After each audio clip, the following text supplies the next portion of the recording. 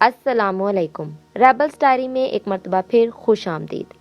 नाजरीन, हमारी अगली सदी स्पेस ट्रैवल की सदी होने वाली है, जहां हम इंसान पहले हमारे चांद, फिर मार्स और उसके बाद सोलर सिस्टम के आउटर प्लैनेट्स के चांद को एक्सप्लोर करेंगे और वहां ह्यूमन कॉलोनीज बसाएंगे।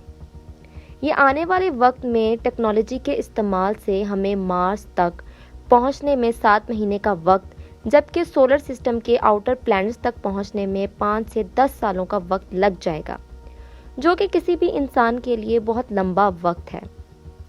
वीडियो में आगे बढ़ने से पहले मेरी आपसे दरख्वास्त है कि अगर अभी तक आपने हमारे चैनल को सब्सक्राइब नहीं किया तो इसे सब्सक्राइब कर लें और बेल आइकन को ज़रूर क्लिक कर दें, ताकि आगे आने वाली वीडियोस की नोटिफिकेशंस आपको बर वक्त मिल सकें। तो चले आइए वीडियो का आगाज़ करते हैं। सालों तक चलने वाले इन स्पेस ट्रैवल्स में हम इंसानों को ज़िंदा रखने के लिए काफ़ी ज़्यादा खुराक और ज़राए की ज़रूरत होगी। इतने लंबे सफ़र का इंसानों पर काफ़ी बुरा साइकोलॉजिकल असर भी पड़ता है।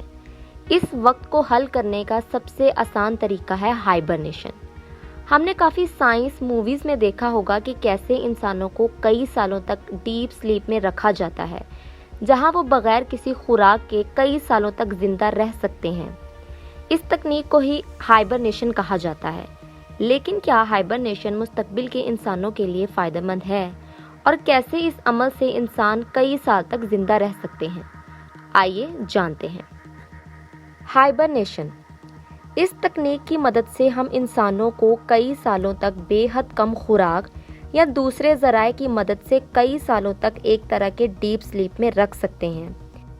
इस तकनीक की मदद से इंसान में खुराक और दूसरे ज़राए को काफ़ी कम किया जा सकता है, जिसकी वजह से हम अपने स्पेसशिप में ज़्यादा से ज़्यादा फ्यूल रख सकते हैं, जो कि हमारे स्पेसशिप के रीच को काफ़ी बढ़ा देगा। और हाइबरनेशन की मदद से एस्ट्रोनॉट स्पेस ट्रैवल में होने वाले ख़तरनाक ultra violet radiation, psychological imbalance या मसल लॉस और बोन लॉस जैसी मुश्किलात से भी अपने आप को बचा सकते हैं।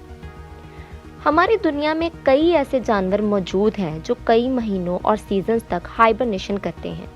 ये जानवर अपने आप को जिंदा रखने के लिए हाइबरनेशन का सहारा लेते हैं, जहां वो ऐसे डीप स्लीप में चले जाते हैं जहां उनके जिस्म को जिंदा रहने के लिए कम से कम खुराक और ज़राए का इस्तेमाल करना पड़ता है।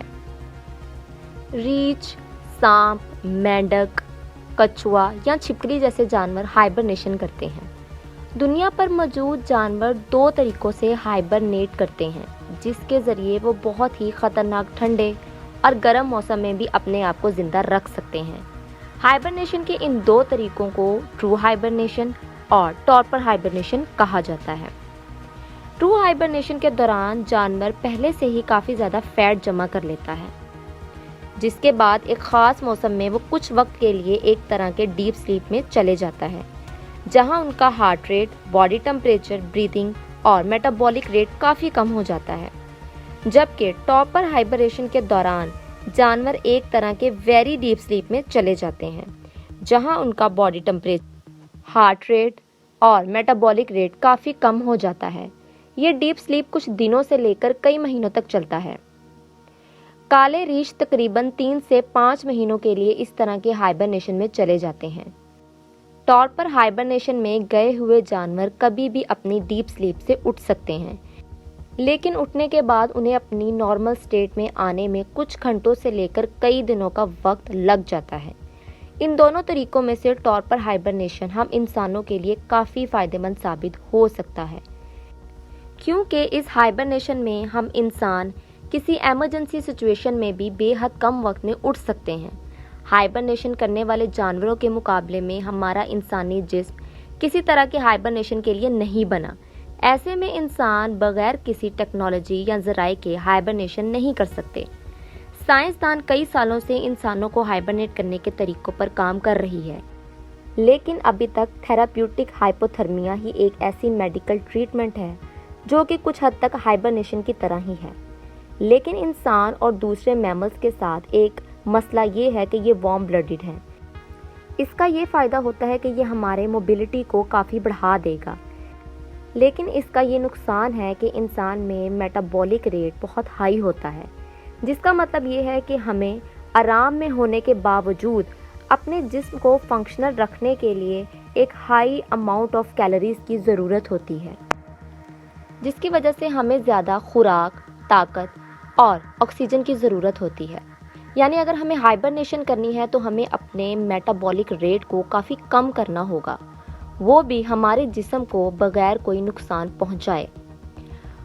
کچھ خاص حالات میں ہم ایک کنٹرولڈ ہائپوتھرمک سٹیٹ میں انسانوں کو 14 دنوں تک ایک طرح کے ڈیپ سلیپ میں رکھ سکتے ہیں، لیکن اس تکنیک میں بلڈ کلوٹس، بلیڈنگ، انفیکشن اور لیور ڈیمیج جیسے کئی خطرے موجود ہیں۔